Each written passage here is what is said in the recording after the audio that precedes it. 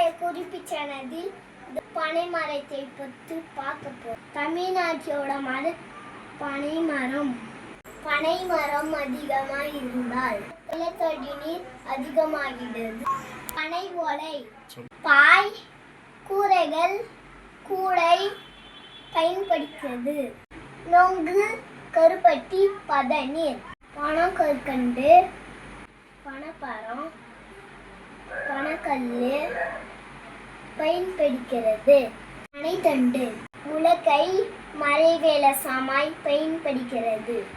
பனைவேர் நிலத்தடி நீர் சேமிக்கப்பட்டிருக்கு.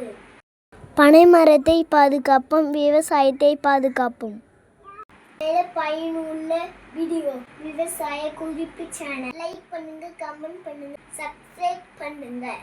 அனைவருக்கும் நன்றி.